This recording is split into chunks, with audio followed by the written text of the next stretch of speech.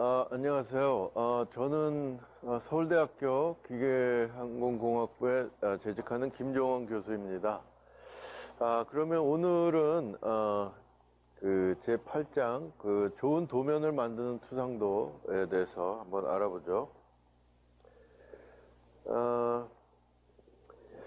우선 저번 시간에 단면도를 우리가 배웠는데 그 단면도는 결국 이제 부품 제작 도면을 그릴 때 형상을 어떻게 표현하는가에서 숨은 선을 쓰지 않기 위해서 이제 단면도로 형상을 그리는 거죠.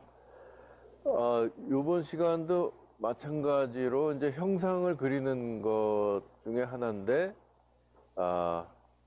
이제 투상도 여러 가지 기법에 좋은 도면을 만드는 투상도가 있어요. 그러니까 옛날에 그 투상법을 배울 때 그렸던 그 투상도가 뭐 투상도인데 좋은 도면을 만드는 여러 가지 투상도가 있어요. 저번 시간에 단면도도 그랬죠? 많은 얘기를 했잖아요. 투상법에 완벽하게 맞아떨어지는 도면이 반드시 좋은 부품 제작 도면은 아니다 라는 걸 배웠잖아요. 오늘 시간도 마찬가지입니다. 한번 좀 잘 들어보세요. 여러 가지 원칙들이 있으니까. 그리고 이제 다음 시간에 이제 형상 그리는 건 끝나고 오늘 다음 시간에 이제 치수 쪽에서 특히 공차 개념을 배울 거예요. 아주 중요한 개념이니까. 자, 일단 여러 가지 투상도 기법이 있는데 일단 반쪽 투상도라는 게 있는데 이거는 그 대칭인 부품에 적용이 되죠. 그래서 여기 보는 거와 같이 대칭인 거는 뭐 중심선을 기준으로 한쪽만 그려도 되겠죠. 대칭이니까요. 그래서 이게 이제 여기 A에 여기 보는 게 그 반쪽 투상도라고 하는 건데 여기 가는 실선으로 두 개 이렇게 거놓은 것이 바로 대칭이다. 그러니까 이 오른쪽에 있는 게 이제 똑같은 거다. 대칭적으로 그런 의미입니다. 그리고 그다음에 여기 오른쪽에 있는 것도 마찬가지예요. 요것도 여기 보면은 대칭 그 기호가 들어갔으니까 요것도 대칭이다. 그런 얘기입니다. 그러니까 요게 반쪽 투상도예요. 요 둘 다. 좌측면도, 우측면도가 반쪽 투상도로 그려졌어요. 자, 요거는, 뭐, 저번 시간에 했던 거 리뷰하는 의미에서, 어떻게 된 거죠? AA죠, AA. 그러니까 이쪽에서 본 거고, 이쪽에서 본 거예요. 그러니까 이게 무슨 말이냐면, 요게 회전 투상도식으로 요게 이렇게 회전이 돼가지고, 여기 와 있다고 가정하고 그린 거예요. 그렇죠? 그래서 이쪽에 있는 거는 여기서 본 거고, 여기서 본 거를 그린 거고, 요 중심선으로 밑에 있는 거는 요렇게 해서 본 거예요. 요렇게 해서 본 걸 그린 겁니다. 아주 좋은 단면도 기법이니까, 잘 좀 받으면 좋겠어요. 자, 그 다음에 중심선, 요 대칭, 요 심볼, 요 기호를 안 쓸 경우에는 이렇게 여기 오른쪽에 있는 것처럼 연장해서 중심선을 기준으로 이렇게 연장을 해서 연장을 하면은 요 표시는 생략하고 그냥 이게 양쪽이 좌우 대칭인 걸로 반쪽 투상도인 걸로 이제 이해가 되는 것인데 요거를 그러면 한번 입체도를 한번 그려보죠. 요게 입체도를 한번 그려보세요. 입체도를 이걸 도면을 이제 도면을 읽는 연습을 하는 겁니다. 요 두 개의 투상도를 보고 입체가 머릿속에서 딱 생각이 돼야 돼요. 한번 잘 보죠. 잠깐 여기서 포즈를 하고 한번 그려본 다음에 내가 칠판에다가 입체도 그릴 테니까 한번 비교해 보세요. 자, 다 그려봤나요? 꼭 그려봐야 됩니다. 연습을 해야 돼요. 자, 저게 반쪽 투상도이기 때문에 그러면 일단 왼쪽에 있는 게 그게 정면도니까 그걸 잘 보면은 정면도하고 우측면도가 반쪽 투상도니까 그게 대칭이잖아요. 그러면 그게 어떤 식의 입체가 될까요? 뭔가 전체적으로 디귿자 구조로 돼 있는데, 양쪽이 이걸 해서 이쪽에서 이제 입체도 그리려면은 일단 저걸 에워싸는 이 박스를 하나 그리는 거죠. 등각도로 이게 120도, 120도, 120도, 120도, 120도. 그러면 뭔가가 이렇게 좌우 대칭이니까 이런 식으로 뭐가 돼 있긴 돼 있을 거예요. 이런 식으로 해서 이런 박스 안에 이제 그려봐야 되겠죠. 그래서 우선 반쪽 투상도니까 보면은 이게 왼쪽에서 본 거를 여기다 그려야 돼요. 그러니까 이렇게 해서 보면은 이렇게 해서 이것이 이렇게 내려가는 거죠. 이게 대칭이라는 걸 잊어먹으면 안 됩니다. 이게 대칭이니까 이런 정도의 이제 면이 되겠죠. 면이 되고 여기 일정한 두께가 있으니까 이런 식으로 이렇게 해서 이렇게 두께를 갖고 있는 거예요. 예. 이렇게 두께를 갖고 있고 그 다음에 거기 양쪽에 눈이 튀어나와 있죠. 그래서 눈이 튀어나와 있으니까 이렇게 양쪽에 눈이 이렇게 있는 것이고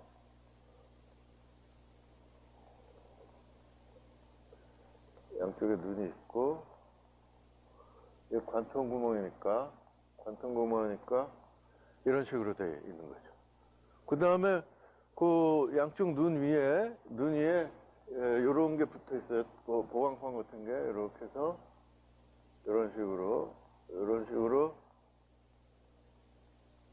이런 삼각형 모양의 이게 이렇게 있어서 여기 뭐가 가공이 되어 있는 거죠. 알겠죠? 그래서 이것이 이제 이쪽에도 마찬가지예요. 이쪽에도 이런 이제 ET 같은 얼굴이 돼버렸죠. 그래서 ET 같은 얼굴이 돼가지고 이것이 여기서 이렇게 이어지는 거죠.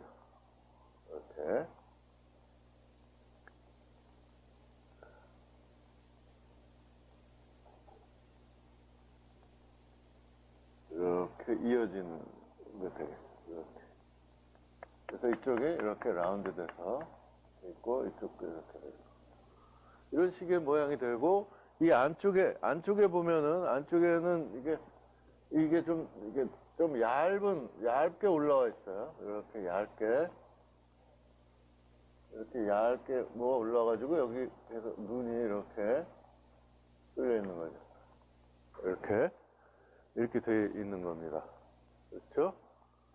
예, 이렇게 돼 있죠. 그렇죠? 자, 그 다음에 이제 이 밑에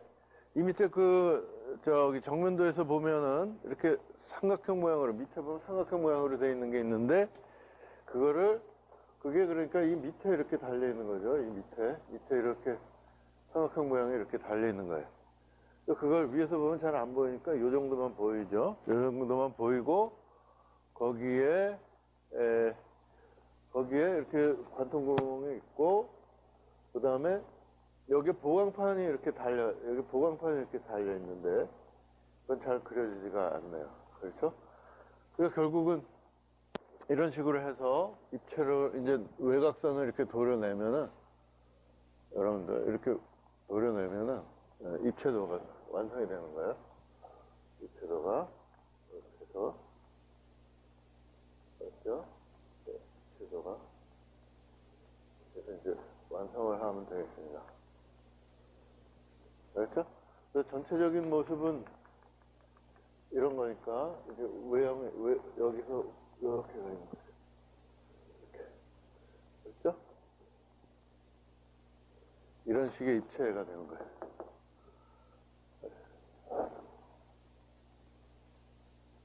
자, 이 그림이 이렇게 있죠. 됐죠? 자, 여러분들 한번 좀 나름대로 그려보세요. 됐죠? 예.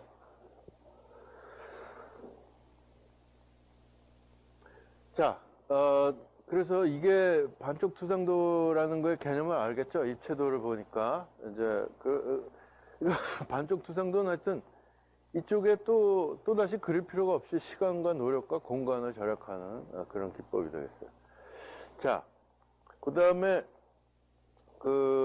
이 부분 투상도가 있는데, 예를 들어서 이런 왼쪽에 같은 입체가 있다고 그랬을 때, 이거를 투상법에 완벽하게 맞춰서 그린다면, 이게 뭐 정면도고, 이게 좌측면도, 우측면도인데, 보면은 좌측면도를 그려놓고,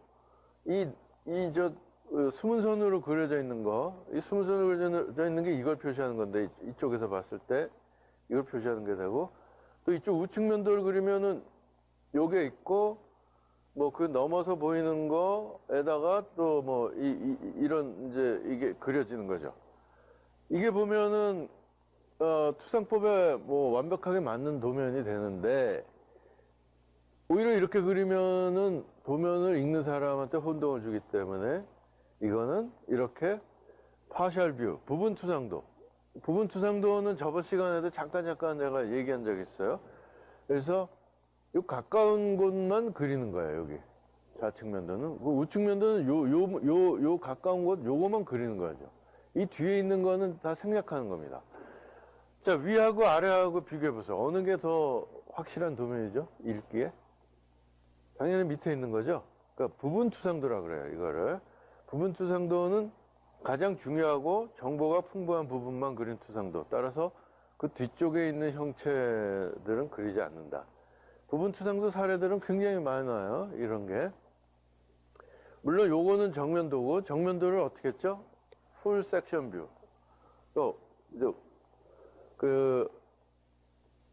완전한 이제 단면도로, 전단면도로 그렸고, 그 다음에 요게 평면도예요.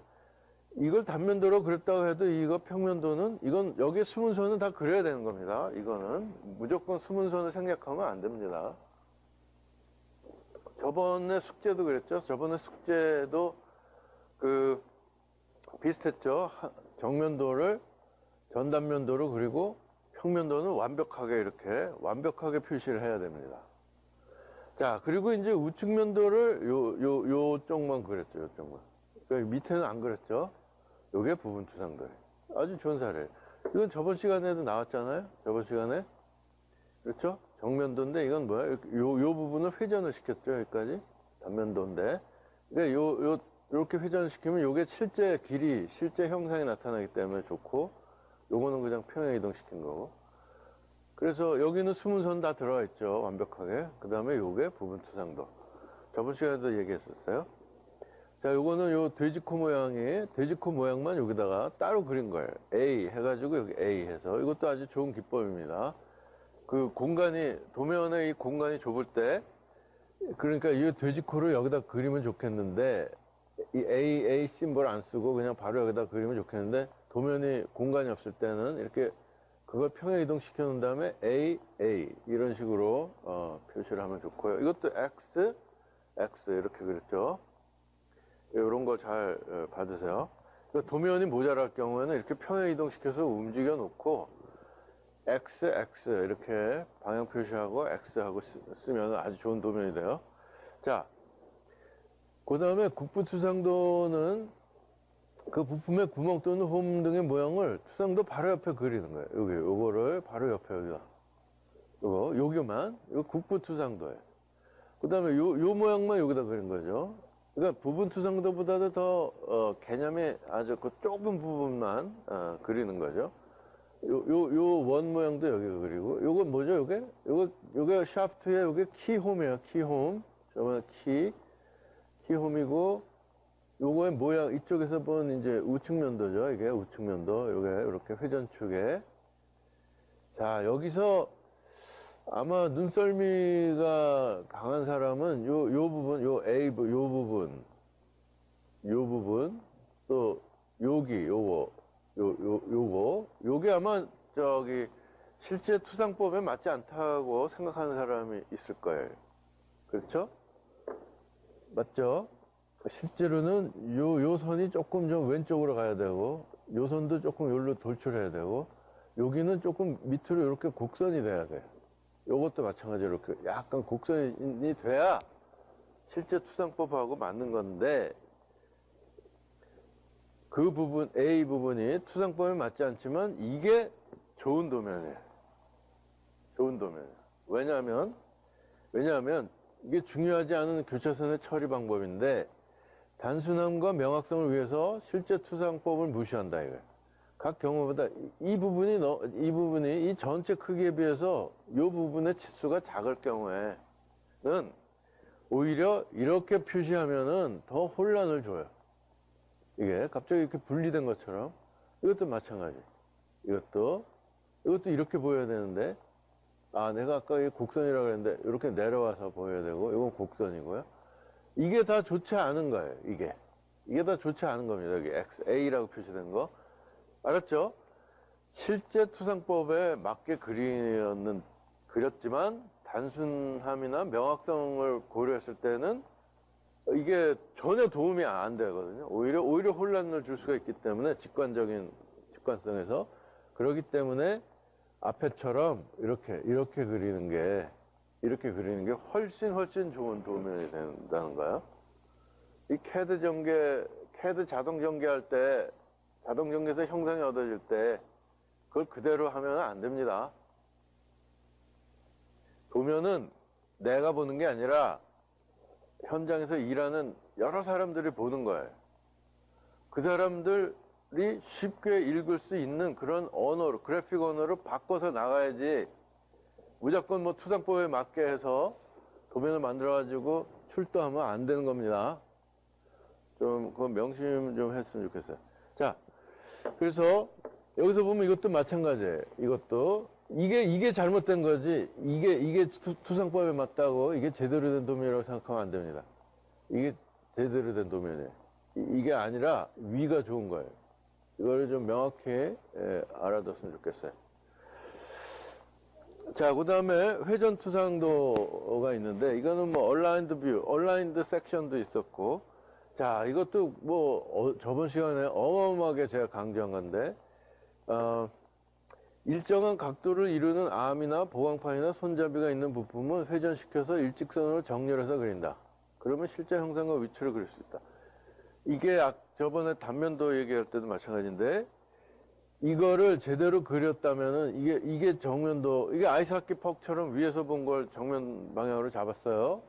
자, 우측면도 그렸는데 이게 클러치 같은 거예요. 이게 어떤 부품인지 이제 좀 알 수가 있나요?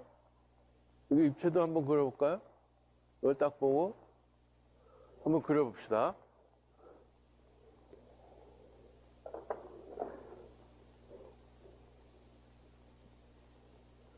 자, 이제는 저런 게 머릿속에 저 입체가 저것만 보고 탁탁 들어와야 돼요.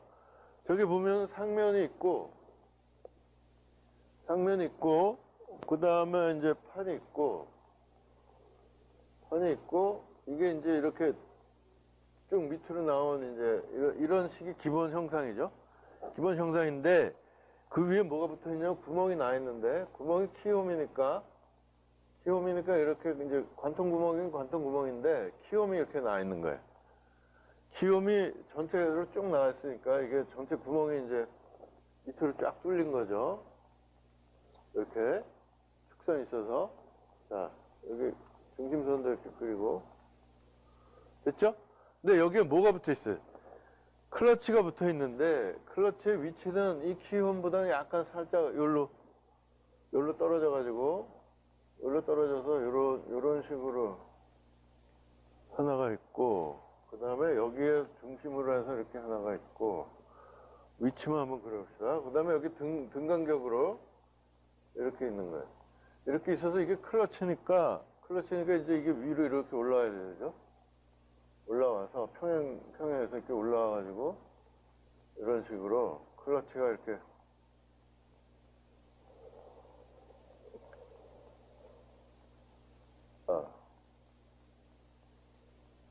클러치가 이렇게 붙어 있는 거예요. 여기서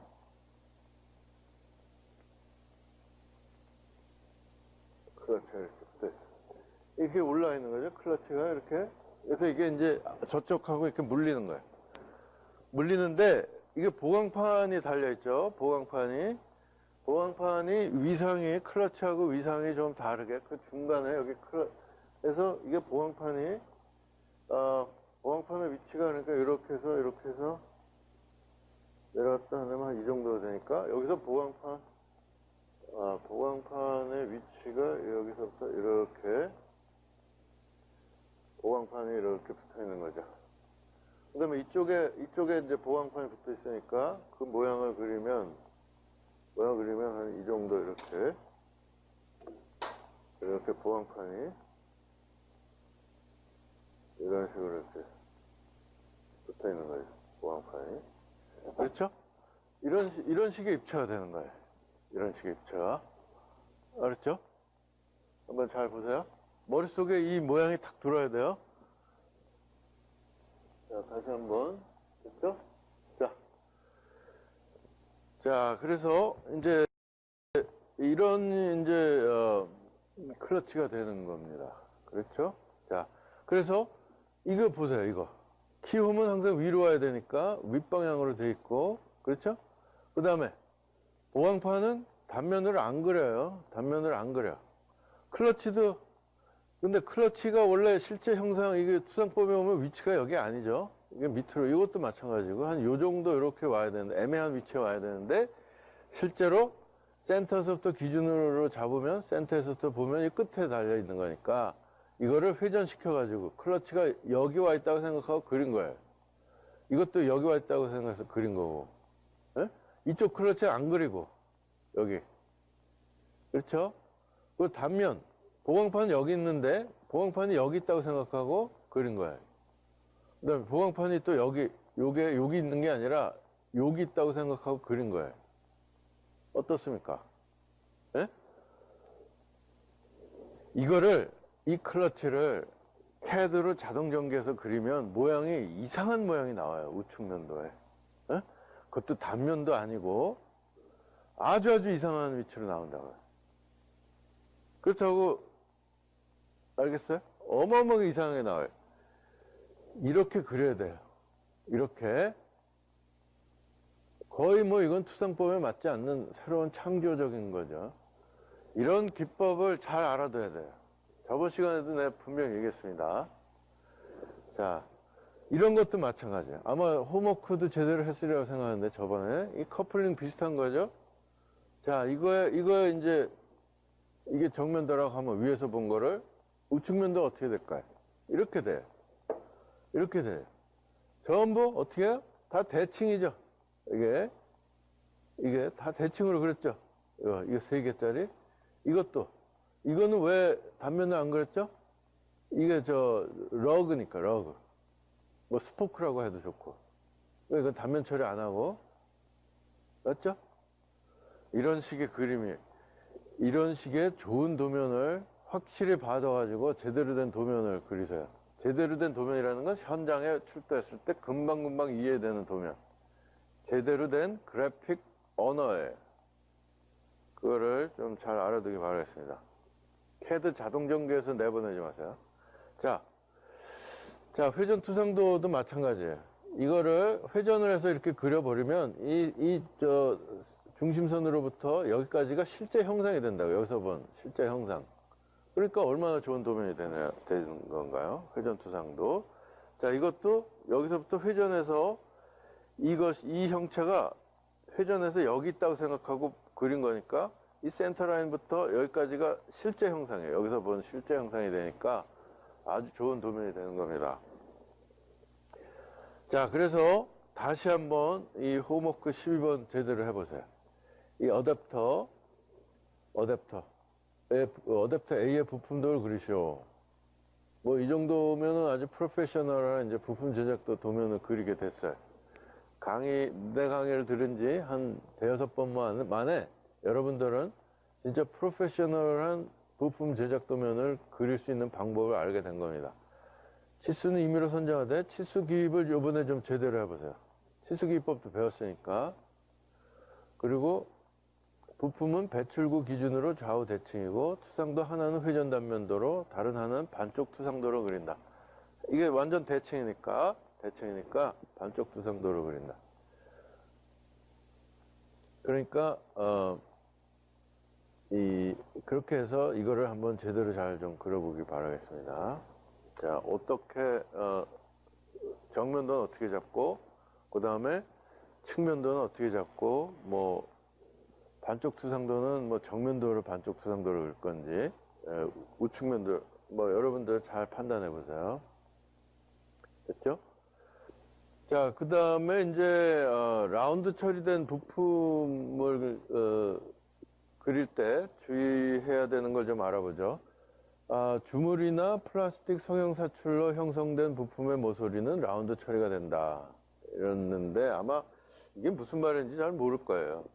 이게 보면 여기 금형으로 만든 원소재 형상인데, 이 금형으로 만들었다는 거는 여러분들 그 시내 가면은 붕어빵 만들듯이 그 틀 있잖아요. 틀에다가 붕어빵을 만들죠. 이 금형이라는 게 그런 틀을 만든, 쇠로 만든 그 틀인데,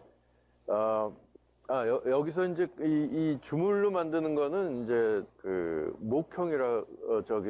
목형을 떠서 모래 같은 걸로 틀을 만들어요. 그래서 거기다 이제 쇳물을 부어가지고 만드는 게 주물이고, 플라스틱 성형사출기는 진짜 그야말로 붕어빵처럼 쇠로 만든 그 금형의 모양을 이제 새겨 넣어가지고 거기에 녹은 플라스틱을 집어넣어서 식히면은 이제 플라스틱 제품이 만들어지는데, 그걸 플라스틱 성형사출이라고 그래요.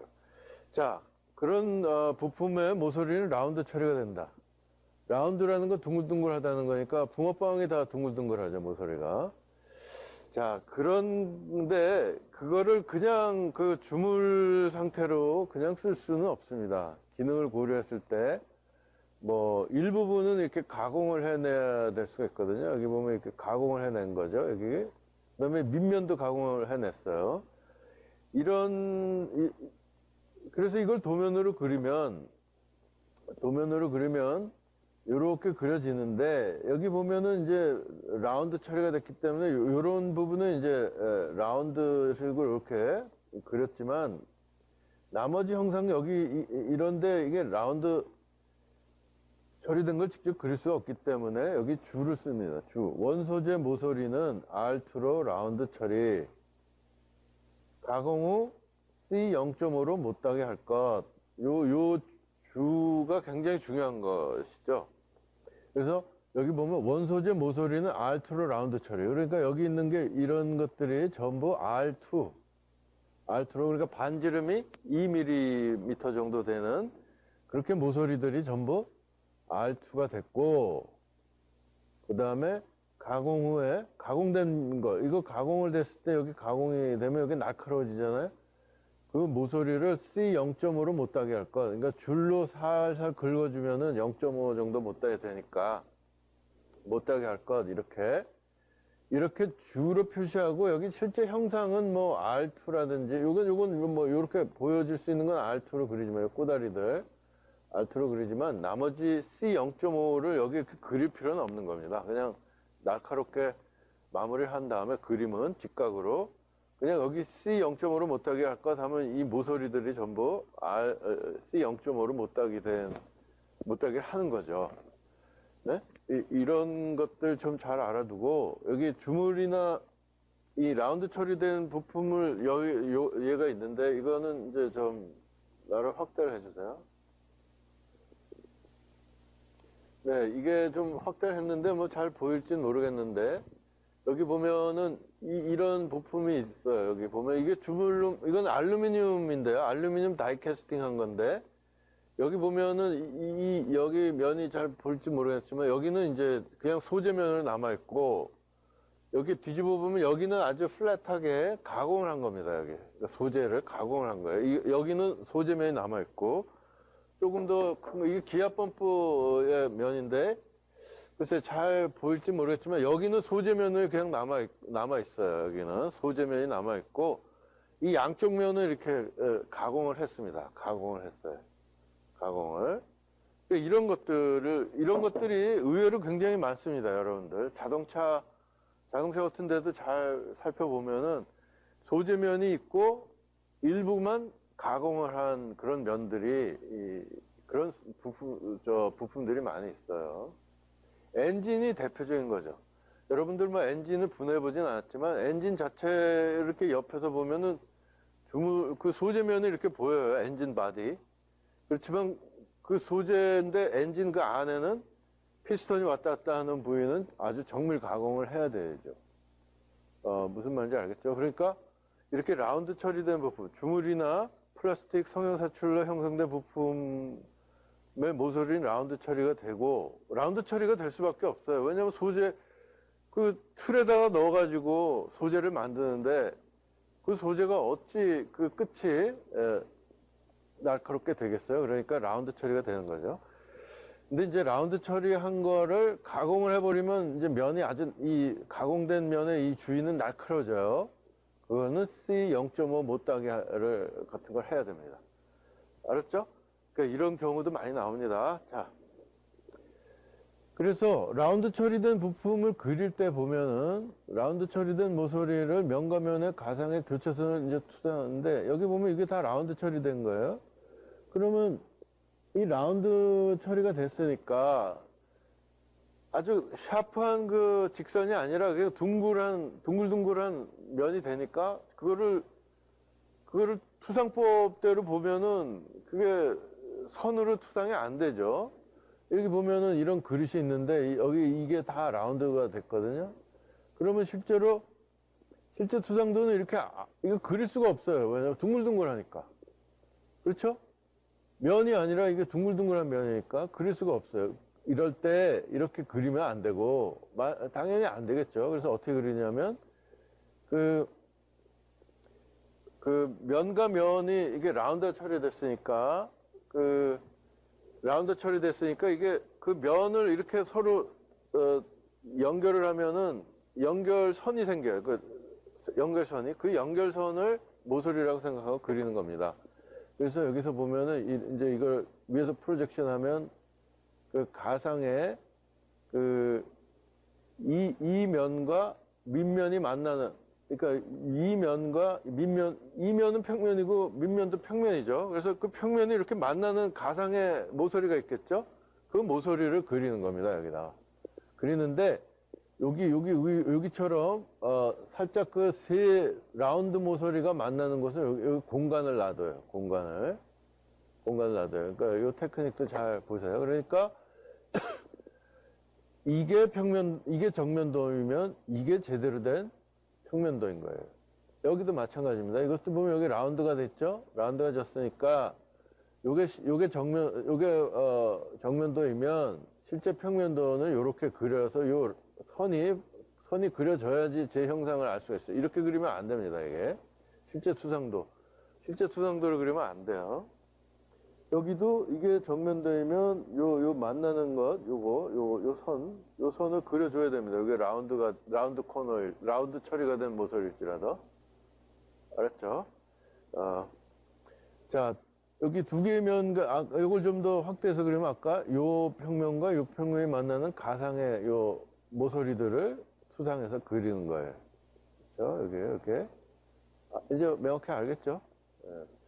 자, 이것도 이제 곡면과 곡면이 만나는 경우니까, 이게 라운드 처리된 모서리니까 여기를 다 비워둡니다. 여기를 다 비워둬요. 라운드 처리됐기 때문에. 그래서, 이러한 거를 좀 잘 알아두기 바라겠고요. 그 다음에 평면과 원통면이 접하는 경우에 라운드 처리는 작은 원호를 프리핸드 스케치로 이제 그리면 됩니다. 뭐, 캐드로 그릴 때야 뭐, 정확히 그리면 되겠죠, 캐드로. 원호의 반지름은 라운드의 반지름과 같으며 원호의 각은 45도 정도. 그래서 여기 보면은 요런 거 45도 정도를 해서 이렇게 라운드 처리를 하는 거죠. 여기 겹치는 거, 요 부분. 요런 테크닉들, 요거하고 요거 뭐 요런 부분. 그래서 45도 정도를 이렇게 그리는 겁니다. 그렇죠? 자, 그 다음에 이제, 볼트 머리나 키나 핀의 관습적인 표시는 나산을 이렇게 그렸다면은 이게 좋은 예고, 이건 나쁜 예예요. 그러니까 실제로 요거하고 요거가 만나야 정확한 투상법에 맞겠지만 실제로 정면도 이렇게 그리고 나사 머리는 이렇게 45도로 그린다는 것. 이것도 이거하고 이건데 실제로 아까 교차선은 이렇게 이런 작은 교차선은 실제로 이렇게 그리는 것보다는 이렇게 그냥 과감하게 간략하게 이렇게 생략해서 그리는 게 오히려 더 좋은 도면이 됩니다. 그렇죠? 자, 그 다음에 키홈은 항상 위로 가게. 이건 나쁜 예고, 이건 나쁜 예고, 키홈은 위로 가게. 키홈은 항상 위로 가게 이렇게 좋은 예고. 그 다음에 스프링의 특정 모양, 이것도 다 이 터진 부분이 위로 가게.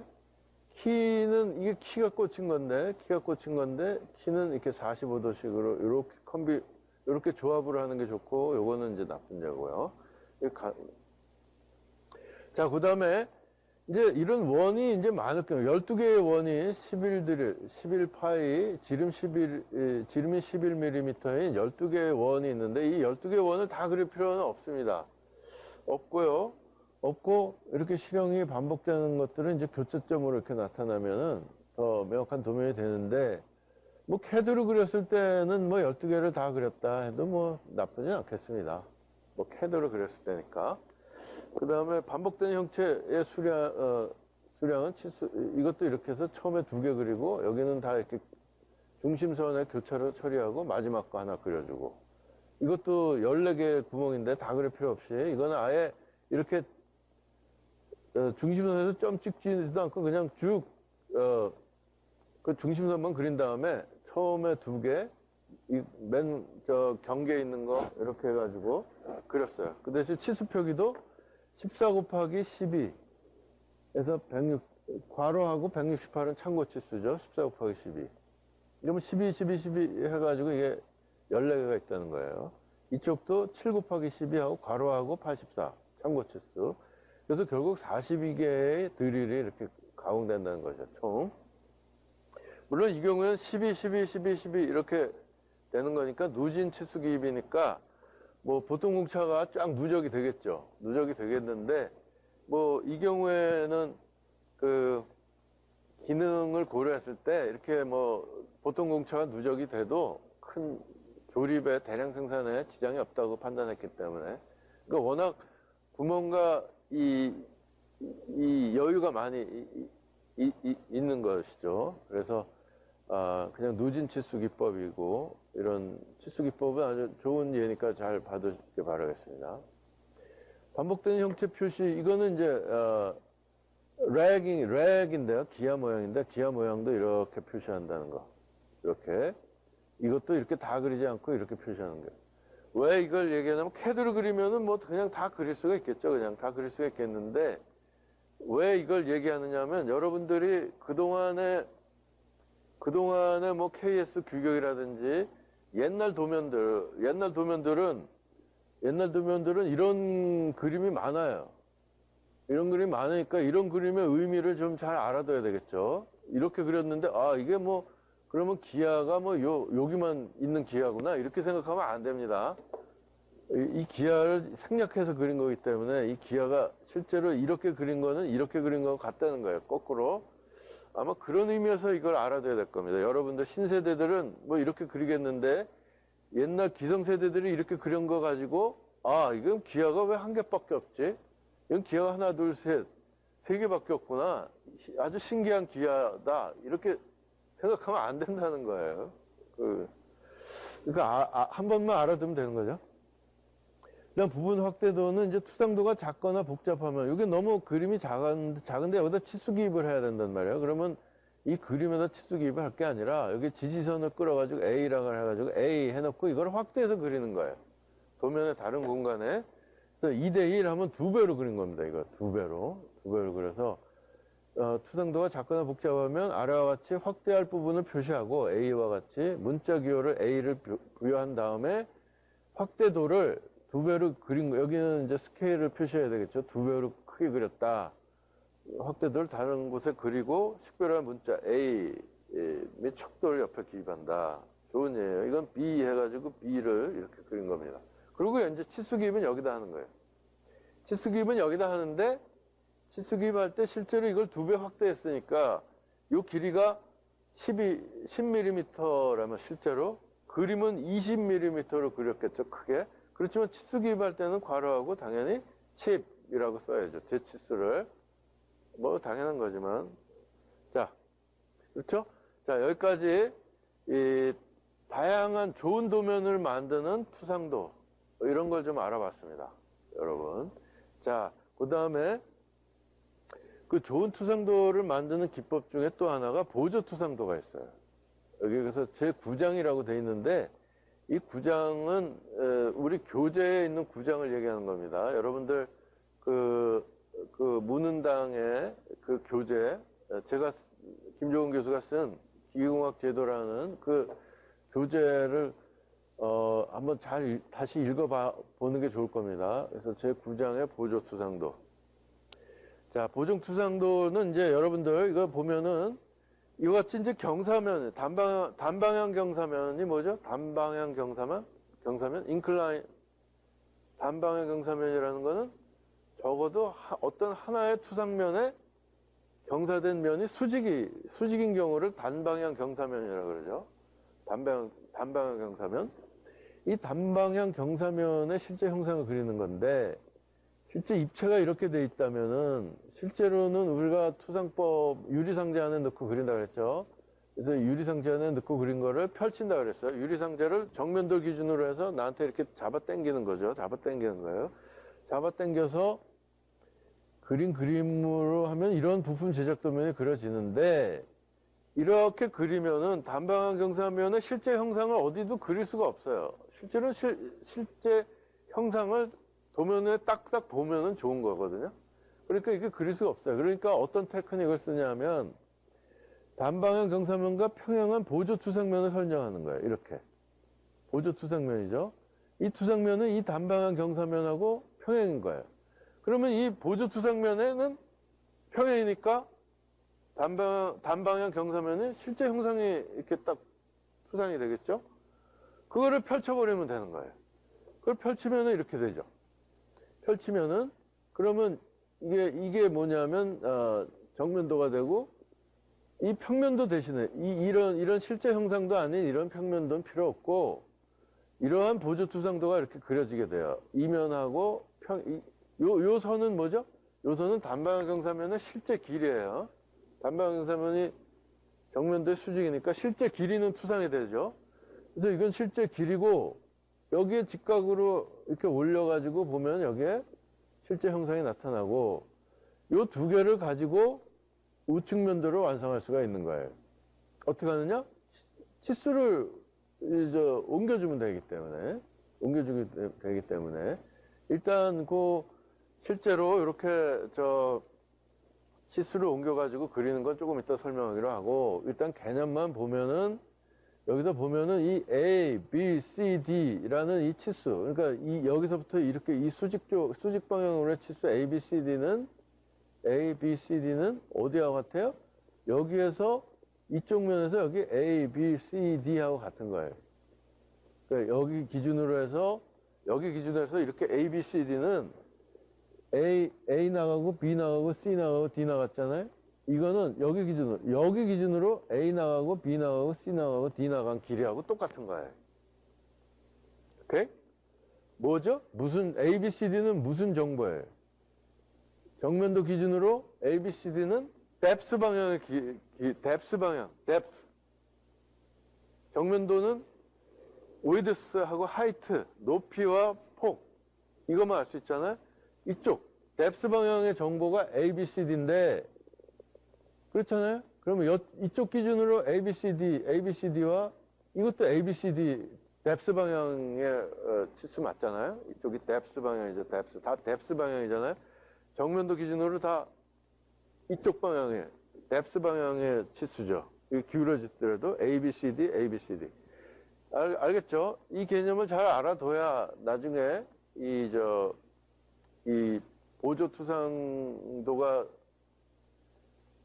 담긴 보조투상도가 들어간 그 부품 제작도면을 제대로 그릴 수 있어요. A, B, C, D는 다 depth 방향 정보예요. depth 방향 정보. 자, 자, 그래서 보조투상도를 이용한 좋은 도면 예를 한번 보죠. 이런 것도 마찬가지죠. 이게 어디고, 이게 단방향 경사면인데, 어디하고 실제 형상이 나타나 있지가 않으니까 이건 좋은 도면이 아니고, 이렇게 그려야지 되는 거예요. 자, 이게 정면도이면, 이 단방향 경사면에 여기만 여기다 그리는 거예요. 예? 이건 무슨 개념이죠? 이게 부분투상도 개념이에요. 파셜 뷰, 부분투상도 개념. 그래서 여기 있는 건 여기다 그리고, 요거는 여기다 평면도의 일부만 그린 거죠. 부분투상도예요. 부분투상도. 요거만 딱 그린 거예요. 이렇게 세 개를 가지고 아주 좋은 부품 제작 도면을 만들 수가 있어요. 자, 이거하고 이걸 비교해 보세요. 어느 게 더 좋은 도면인지. 이게 더 간단하면서도 실제 형상도 여기 들어가 있고 부분투상도 기법으로 해가지고 제대로 잘 표시했죠. 아주 이런 기법 잘 받으시고. 자, 이것도 마찬가지. 이거는 뭐 이렇게 이거 실제 영상 표시하고 요쪽만 부분투상도 이렇게 그려줬어요. 아, 선생님 요거는 왜 빠졌나요? 여기 직사각형이 당연히 있겠죠. 직사각형. 그거는 뭐 그걸 안 그렸을 때는 그냥 직사각형으로 이게 직사각형이 있다고 그냥 가정하는 거니까 뭐 큰 의미가 없습니다. 그래서 이것도 아주 좋은 기법이에요. 그래서 제일 중요한 거는 요게 관통, 요 면하고, 요 면하고 이 원기둥이 이렇게 관통이 됐는데 서로 수직이라는 거예요, 이게. 그게 아주 좋은, 거죠. 이렇게 그리는 거하고 비교해보세요, 이거하고 이거는 진짜 천지 차이죠. 자, 이렇게 보조투상도는 실제로 많이 응용이 되는데, 이게 이제 이것은 제가 아주 특수한 공작 기계를 개발할 때 만들었던 부품 제작 도면이에요. 여기 보면은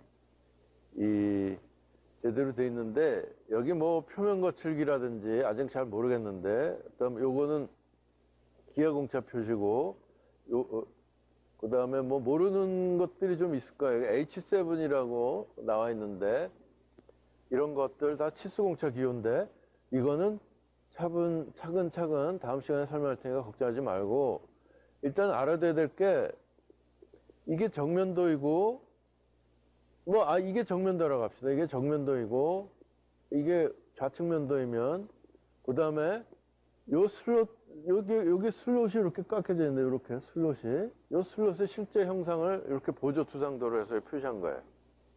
이렇게 아주 좋은 그 보조투상도가 응용된 실용적인 부품도예요.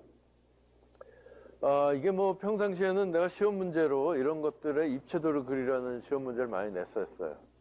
여러분들도 아마 이거에 입체도를 좀 한번 그려보는 연습을 하세요. 자, 숙제는 안 낼 테니까 이게 보조투상도죠. 실제 요 슬롯의 모양을 여기 알 수가 있는 거예요. 여기 이렇게 까진 겁니다. 이렇게 슬롯이. 그렇죠? 자, 이제, 그 보조투상도를 보조투상도가 포함이 된 그 부품 제작도면 그리는 걸 한번 알아봅시다. 자, 그러면 아까 그 얘기인데 똑같은 얘기인데 이게 정면도를 그리고 그다음에 실제 형상을 더 쉽게 실제 형상을 그릴 수가 있는 거예요. 왜냐하면 실제 형상의 그 치수를 우리가 이미 알고 있으니까 입체도에서. 그래서 실제 형상은 그립니다, 여기다. 그리는데 조심해야 될 게 실제 형상은 어떻게 그려요? 이게 실제 형상의 모서리니까 이거와 수직으로 이렇게 선을 그어가지고 수직으로 그어서 이 수직된 거와 이제 이렇게 수직으로 교차돼가지고 이게 여기 하는 게 뎁스 정보죠. 그러니까 이쪽에서 이렇게 옮기면은 보조투상도의 이쪽 방향의 치수가, 그러니까 이쪽 방향의 치수, 이게 이제 쭉쭉쭉 올라가죠. 이렇게 올라가죠. 자, 그 다음에 올라가면 이쪽으로 이제 교차하는 정보가 뭐냐면 A, B, C, D 같은 거예요. A, B, C, D. 이쪽으로 이렇게 또, 평행하게 해가지고 이 뎁스 정보를 표현을 하면 이 뎁스 정보와, 그러니까 이 A, B, C, D, E, F 하는, 이제 여기 눈금자로 A, B, C, D 해가지고 이제 이쪽으로 평행선을 쭉쭉 그을 거 아니에요? 이쪽으로 평행선을, 그쵸? 그러면은 뎁스 정보가 이제 이쪽으로 평행선으로 쫙쫙 옮겨지니까 그 뎁스 정보와 그 다음에 이 기울어진 면에서 이쪽에 폭 정보가 쭉쭉 올라갈 테니까 이 폭 정보가 올라오면 그 교차점들이 나오잖아요. 그걸 이용을 해서 실제 형상을 이렇게 그리는 겁니다. 자, 실제 형상을 그리고 정면도가 있으면 이제 이 우측면도를 완성할 수가 있는데, 결국 치수를 옮겨야 되니까 우선 높이 정보는 이 정면도에서 이렇게 쭉쭉 가는 거죠. 이렇게 높이 정보는 가고, 가면은 높이 정보가 이렇게 평행선으로 옮겨지잖아요. 높이 정보는. 자, 그 다음에 중요한 게 폭 정보니까, 폭 정보는 여기 기준으로 해서 이제 폭 정보가 여기 A, B, C, D, E, F 해가지고 이제 폭 정보가 요 밑면에 이렇게 옮겨지면 위로 쭉쭉 올려야 되죠. 위로 이렇게 올려야 돼요. 폭 정보를. 그렇죠? 높이 정보는 이렇게 평행선으로 가 있고, 정면도에서. 이제 요쪽에, 그거를 이제 눈금자로 재야 돼요. 여기서 A 하면 여기서 A, B 하면 여기서 B, C 하면 여기서 C, E 하면 여기 D 해가지고 여기 점을 찍어 놓은 다음에 여기서 위로 이제 쭉쭉쭉쭉 올리는 거죠. 위로 평행선으로 올리면은 이 위쪽으로 쭉쭉쭉 올라간 이 평행선들은 폭 정보를 반영하는 것이고, 이쪽으로 쭉쭉 간 거는 높이 정보를 반영하는 거니까 그 교차점들을 이용을 해서 이제 그 우측면도를 완벽하게 이제 그릴 수가 있는 것이죠. 연습이 필요합니다. 여러분들. 연습이 필요해요. 이게 우측면도 실제로 그리는 게 그렇게 쉬운 게 아닙니다. 아니니까 연습이 필요해요. 자, 그래서 이제 보조투성도를 또 먼저 그려야 하는 또 다른 경우가 있는데, 이런 입체가 있다면 이제 정면도는 이렇게 그릴 수가 있어요. 정면도는. 그러니까 정면 방향이 여기죠. 그래서 정면도를 이렇게 그린단 말이에요. 그 다음에 이제 실제 형상을 이제 그리는데, 요 실제 형상은 여기다 이렇게 부분 투상도로 해서 우측면도처럼 그리는 거고, 그 다음에 이제 요거는 보조투상면이니까 요게 보조투상면의 그 실제 길이죠. 그러니까 여기 수직 방향으로 이렇게 올리면 여기 어디 있어야 될까요? 그래서 실제 형상을 그리면 이렇게 됩니다. 오케이? 자, 요것도 부분 투상도로 그린 거죠. 요 면만, 요 실제 형상만 그린 거예요, 여기다. 오케이? 됐죠? 오케이. 자, 그러면 이제 여기 평면도를 그려야 되는데, 이 평면도 그릴 때는 어떡하죠? 평면도 그릴 때는 우선 정면도에서 이게 위드스, 폭이죠. 폭 정보니까 이 폭 정보를 이게 평행선으로 해서 쭉쭉 올리면 돼요. 이렇게. 이 폭 정보라는 게 전부 요 좌우로의 그 포지션, 좌우로 이 포지션들이니까 요거를 찍 평행선으로 쭉 해서 여기 그려지는 수많은 평행선들이 의미하는 게 뭐예요? 정면도상에서 이 좌우 폭이에요. 폭. 자, 그러면 평면도는 폭 정보 말고 뭐가 필요하죠? 이 깊이 정보가 필요하거든요, 이제. 그러니까 이쪽으로 평행선을 쫙쫙 그린 거는 이제 폭 정보고, 이제 이쪽으로 평행선을 쭉쭉쭉쭉 그리는 건 다 깊이 정보란 말이야. 깊이 정보. 깊이 정보는 어디서 얻을 수가 있죠? 깊이라는 게 뭐예요? 이게 깊이잖아요? 이게 우측면도에서, 이 정면에서부터 이게 깊이잖아요. 정면에서부터 저쪽 방향이니까. 그렇죠? 이게 깊이 정보라고요. 이 깊이 정보를 여기다 옮기면 되죠. 그냥 투상법에서는 어떻게 했죠? 이게 이렇게 해서면 여기 45도 대각선을 그리고, 이거를 쭉 가서 대각선 만나면 이렇게 꺾으면 되죠. 이렇게 45도 꺾고, 이렇게 해서 45도 만나서 꺾으면은 이 꺾은 데에 이 평행선들이 전부 의미하는 게 깊이 정보란 말이에요. 깊이 정보인데, 문제는 요 보조투상면의 깊이 정보는 바로 이 X가 다 깊이 정보인데, 이거는 결국 보조투상도에서 옮길 수밖에 없어요. 보조투상도에서. 그래서 그거를 전부 합쳐 놓으면 합쳐 놓으면 우선 이 전체적인 깊이 정보는 이렇게 다 옮아갔고, 이렇게 해서 옮아갔고, 이제 요 부분에 대한 깊이 정보는 결국 이 보조투성면의 뭐 센터라인을 기준으로 해서 X 값을 전부 여기다 옮겨가지고 이렇게 평행선을 그린 다음에, 결국 위에서 올라간 이 폭 정보하고 이 옮겨진 깊이 정보들의 교차점을 가지고 평면도를 완성할 수밖에 없어요. 이것도 한번 여러분들 한번 해보세요. 직접 한번 해보기 바랍니다. 뭐 상당히 공을 들여야지 돼요. 공을 들여야지 이 평면도를 완성할 수 있습니다. 자, 이것도 한번 해보시고. 자, 그래서 그걸 다 해본 다음에 이 13번 홈워크를 해보세요. 자, 이거야말로 진짜로 아주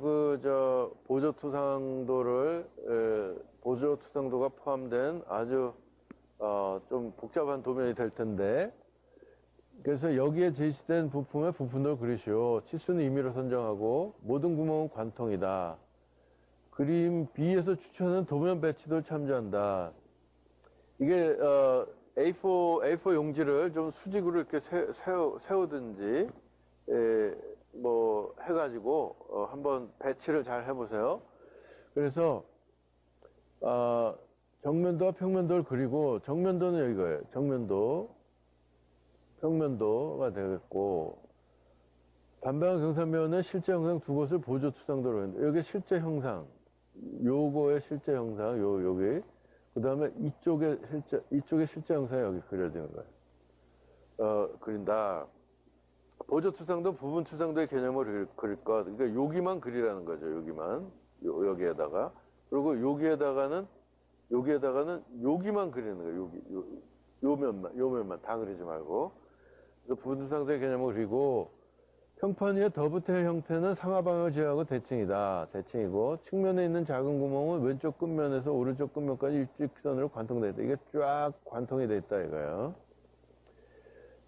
더브테일 형태와 평판과의 상대적 위치는 4개의 관통 구멍의 중심선 방향을 참조한다. 요 4개의 그 위치는 보면은 요 더브테일 요 모서리를 연장한 곳에 이 중심이 있다는 것이죠. 그러니까 그런 걸 참조해서 이제 구멍을 그리고, 그렇죠? 평면도에서는 중심선 방향을 수평 및 직각 방향으로 할 것. 그러니까 지금은 내가 임의로 이거 위치도 이렇게 그렸지만 중심선이 이렇게 그리는 게 아니라 여기 그렸으면 이게 수직으로 이렇게 딱딱 잘 그리라는 거예요. 제대로 이렇게 삐딱하게 그리지 말고, 위에서 봤을 때. 자, 치수 기입은 뭐 일단 하지 말고요. 시간을 좀 세이브하기 위해서. 자, 어떻게 잘 한번 그려보죠. 평면도는 먼저 그릴 수가 있어요. 이 치수를 가지고. 그 다음에 실제 형상을 그릴 수가 있습니다. 이 실제 형상을 가지고 이 정면도를 완성하는 게 상당히 어렵습니다. 정면도를. 그래서 잘 한번 그려보세요. 정면도를. 관건은 뭐죠? 관건은 평면도에서 이렇게 밑으로 내리면은, 정면도 밑으로 내리면 이 폭 정보는 다 내려갈 수가 있어요. 평행하게. 다만 문제는 높이 정보인데, 높이 정보는 전부 실제 형상에서 다 따와야 돼요. 실제 형상. 그게 관건입니다. 그거를 한번 잘 좀 생각을 해서 제대로 그려보기 바라겠습니다. 자, 그 다음에 마지막으로 다음 홈워크가 있는데, 이거는 직접 여러분들이 이 부품도를 만족하는 부품을 각각 만들어 와야 되는 거예요. 각각 2개씩 만드는데, 각자가 만들어 오는데, 다음 시간에는 혼자서 지금 동영상 강의 들으니까 아마 혼자서 듣는 사람도 있을 텐데, 실제로 이 숙제가 효과를 보려면 여러 사람들이 만들어 온 거를 마구 이제 무작위로 결합을 해봐야 되는데, 만일에 그게 어렵다면은, 진짜 혼자서 공부한다면은, 이 부품 2개를 만드는데, 시간을 말이죠. 좀, 오늘 하나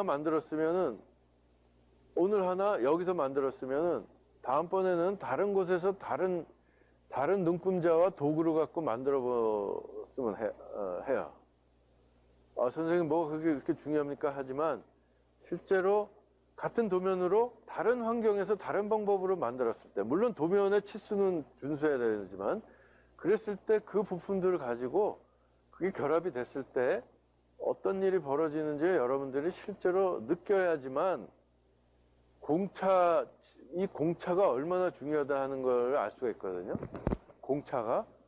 그건 다음 시간에 얘기하겠지만 이 공차는 진짜 중요한 겁니다. 보통 공차는 우리가 얘기를 했지만 실제로 그 보통 공차만 가지고는 대량 생산이 이루어질 수 없거든요. 그렇기 때문에 필요한 경우에는 그 공차를 보통 공차보다 더 타이트하게 규제를 해줘야 되는데 제대로 규제를 해야 대량 생산이 가능한데 그 개념을 잘 알아둬야 되기 때문에 다음 시간 강의도 굉장히 중요합니다. 그래서 그 중요성을 진짜 깨우치기 위해서 이 숙제를 하는 거예요.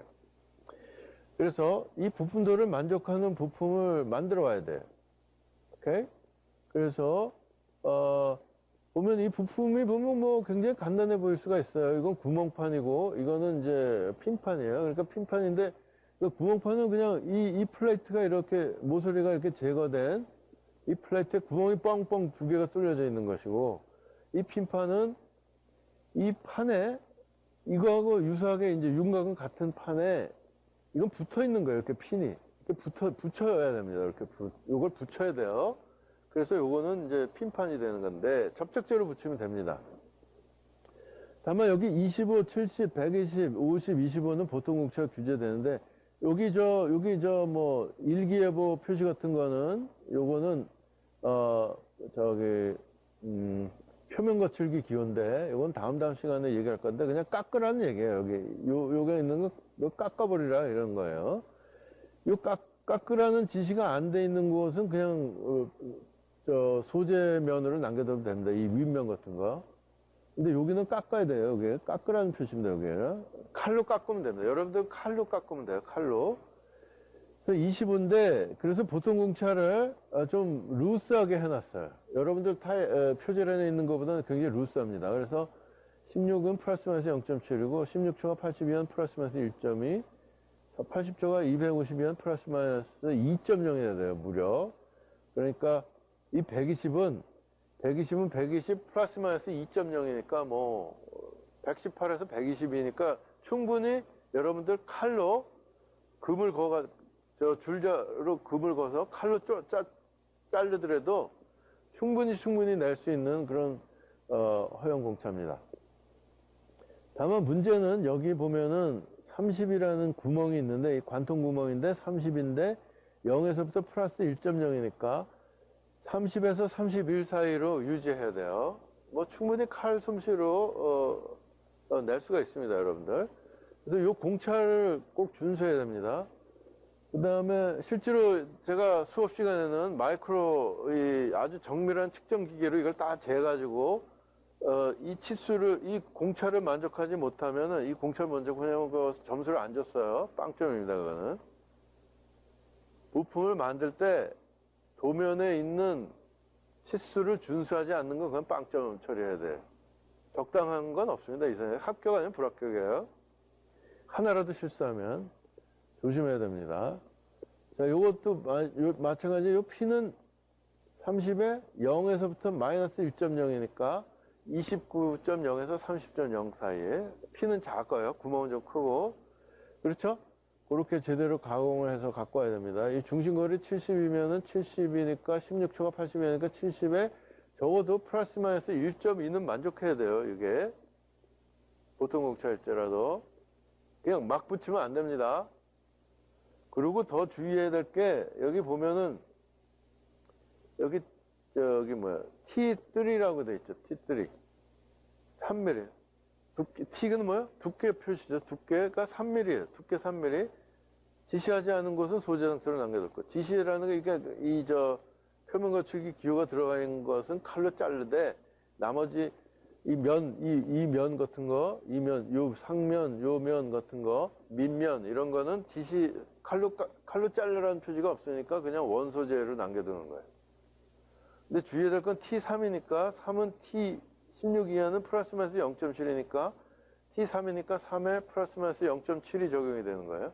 그러니까 이게 폼보드라는 건데, 폼보드 재질은 이게 폼보드 흰색인데, 폼보드는 뭐 건축학과 학생이나 미대 학생들이 이렇게 칼로 술술 잘라지는, 스티로폼보다도 조직이 좀 치밀해서 칼로 삭삭 잘라지는 그런 폼보드 소재인데, 문제는 T3이니까 이거를 뭐 그냥 무심코 5T짜리 폼보드를 자르면 그건 불합격입니다. 왜냐하면 3에 플러스 마이너스 0.7을 만족하지 못하는 거니까, 5T짜리면은. 그러니까 3T, 5T를 잘 구분해서 원소재에서 사야 돼요. 알았죠? 그렇게 해서 제대로 이 도면에 만족되는 그런 부품을 2개씩 제작을 해오기 바라겠습니다. 이게 이제 홈워크입니다. 그걸 가지고 다음 시간 렉처를 들어야 됩니다. 자, 여러분들 수고했습니다.